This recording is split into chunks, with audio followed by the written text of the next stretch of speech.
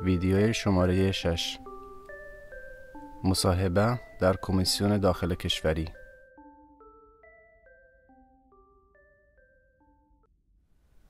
پلیس مدلو، چیتره و اسناد تو را به کمیسیون داخل کشوری میفرستد که به ایتالیایی کمیسیون تریتوریاله نامیده می شود. این دفتر مسئول تصمیم گیری درباره تقاضای پناهندگی است. کمیسیون های داخل کشوری در ایتالیا در این شهرها قرار دارند: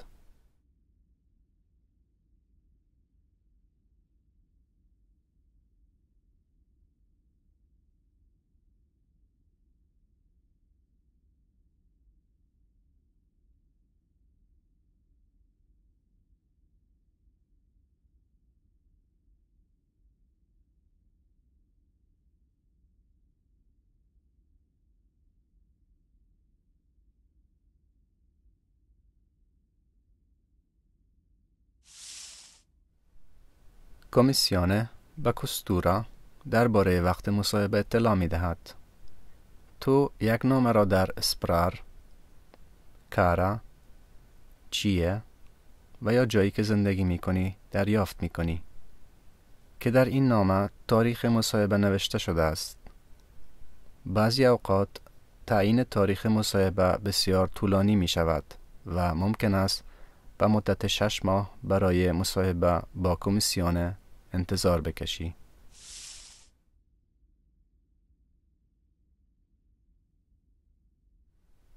در 3 مورد مستقیما به کمیسیون فرستاده می شوی. 1. اگر کمیسیون باور کند که آسیب پذیر هستی، نیاز به حمایت داری. مثلا تو به پلیس اسناد مهمی را داده ای، اما کمیسیون می خواهد پیش از تصمیم گیری از تو چند سوال بپرسد. 2. اگر در چیه در بازداشت هستی. 3.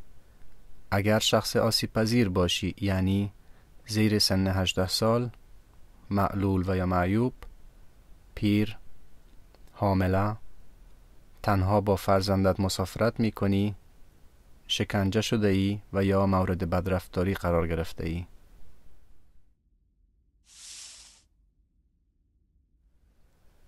در 2 مورد تو به کمیسیون نمی روی. 1. در صورتی که کمیسیون مستقیما تصمیم می گیرد که تو نیاز به حمایت داری. مثلا اسنادی که به پلیس نشان داده ای نشان می دهد که بدون شک شما احتیاج به محافظت داری. 2. به خاطر اینکه بیمار هستی و توان حرکت کردن و یا صحبت کردن در مصاحبه را نداری. در این صورت دکتر باید یک سند بنویسد که مشکل سلامتی تو را تایید کند. کمیسیون با در نظر گرفتن شرایط کشور اصلیت می تواند درباره درخواست پناهندگیت بدون مصاحبه تصمیم گیری کند. در این صورت کمیسیون پروتکسیون سویسیداریا را برای تو به رسمیت می شناسد. قبل از به رسمیت شناختن، کمیسیون به تو یک نامه می فرستد که در آن می خواهد که تو با این تصمیم موافقت کنی. می توانی قبول کنی یا که تصمیم بگیری به هر عنوان در مصاحبه کمیسیون شرکت کنی. ولی در نظر داشته باش که فقط 3 روز وقت داری برای تصمیم گیری. اگر در مدت 3 روز جوابی ندهی، کمیسیون درباره درخواست پناهندگیت تصمیم می گیرد. برای اطلاعات بیشتر در مورد پروتکسیون سویسیداریا، ویدیوی شماره 9 به رسمیت شناختن حمایت بین المللی را تماشا کن. اگر مریض هستی، می توانی از کمیسیون بخواهی تا تاریخ مصاحبه را تغییر دهد. از یک وکیل کمک بگیر تا نامه را بنویسد. اما به یاد داشته باش که نیاز به یک نامه دکتر یا تصدیق نامه داری. اگر هیچ وکیلی را نمیشناسی، می توانی از سازمان های حقوق پناهندگان همانند ارچی، چنترو استالی یا سازمان توسعه ایتالیا برای پناهندگان، به عبارت دیگر چیر، درخواست کمک کنی. کمیسیون در صورتی که تصمیم بگیرد تاریخ مصاحبه را تغییر دهد، به آدرس محل زندگی تو و یا به آدرس اسپرار، کارا و یا چیه نامه می‌فرستد. اگر محل زندگی و یا شهرت را تغییر دهی، آدرس جدیدت را به کوستورا و کمیسیون اطلاع بده. اگر قبل از شنیدن حرفایت در کمیسیون به شهر دیگر انتقال داده شدی، کمیسیون جدید در شهری که زندگی می کنی مسئول تقاضای پناهندگی تو است. اگر بعد از شنیدن حرفهایت انتقال داده شدی، کمیسیونی که با تو مصاحبه کرده است مسئول رسیدگی به تقاضای پناهندگی تو است. اگر بدون دلیل قابل اعتبار مرکز پذیرش پناهجویان را ترک کنی، کمیسیون بررسی درخواست پناهندگیت را متوقف می سازد. درخواست از کمیسیون برای بررسی درخواست پناهندگیت فقط یک بار امکان پذیر است و این کار را باید در طی 12 ماه از زمانی که کمیسیون اطلاع توقف درخواست تو را ابلاغ می کند انجام دهی. بعد از 12 ماه درخواست تو قابل اعتبار نمی باشد. اگر بعد از 12 ماه یک درخواست جدید ارائه کنی، کمیسیون از تو می خواهد که در طی 3 روز مدارک و نقطه نظراتی را که درخواست جدید تو را توجیه می کنند بفرستی. کمیسیون همچنان می تواند در غیاب جواب تو تصمیم گیری کند.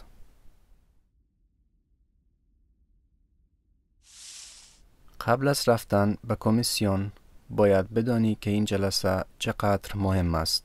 همچنین بهتر است درباره سوالاتی که از تو پرسیده می شود و مدت زمان مصاحبه اطلاعات داشته باشی. معنای گوش دادن به حرفهایت در واقع این است که تو با یک نفر مصاحبه می کنی. اگر آسیب پذیر هستی و احتیاج به کمک داشته باشی، یک نفر در جریان مصاحبه به تو کمک می کند. اگر زیر 18 سال هستی، سرپرست تو یعنی توتوره تو را همراهی می کند و وکیلت هم می تواند حرفایت را بشنود. اگر زیر 18 سال و یا مینور هستی، پدر و یا مادرت می توانند در مصاحبه شرکت کنند.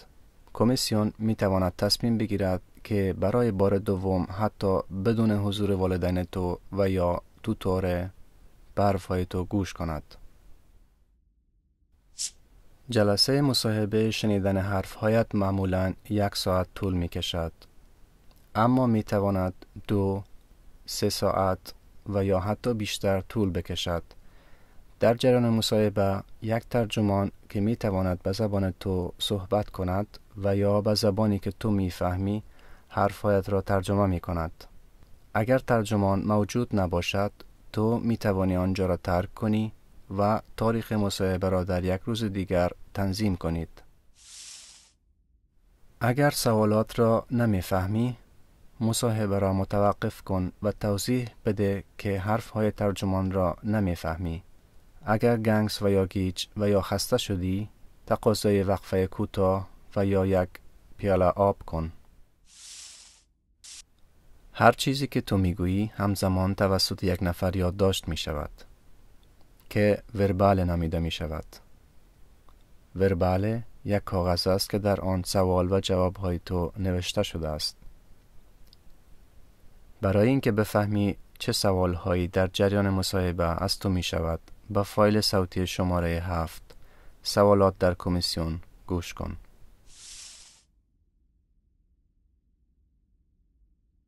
برای اینکه آماده مصاحبه در کمیسیون شوی، می توانی از سازمان‌های حقوق پناهندگان کمک بگیری. در آخر مصاحبه ترجمان حرفهای گفته شده در طی مصاحبه یعنی ورباله را می‌خواند. با دقت به ترجمان گوش کن و به یاد داشته باش که هر نوع اشتباهی را چک کنی و دقت کن چیزهایی را که گفته ای به صورت دقیق در ورباله نوشته شده باشد. به خاطر داشته باش که نامت، نام خانوادگیت، محل تولدت را قبل از امضای ورباله چک کنی.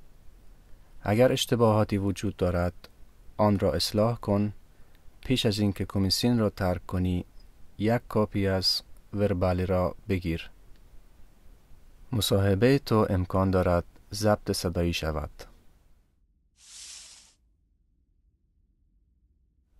قبل از اینکه در مورد تقاضای پناهندگی تو تصمیم گرفته شود می توانی مدارک و اسنادت را به کمیسیون بفرستی.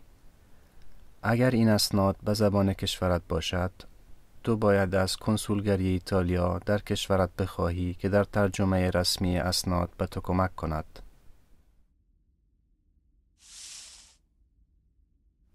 اگر به خاطر تجاوز، شکنجه و خشونت مریض هستی، یک دکتر می تواند تو را معاینه کند. نسخه و مدارک طبی که دکتر می دهد را پیش از مصاحبه به کمیسیون بفرست. کمیسیون برای فهمیدن وضعیت سلامتی تو می تواند از تو بخواهد تا با یک دکتر ملاقات کنی. تو حق انتخاب برای مراجعه کردن و یا مراجعه نکردن به دکتر را داری.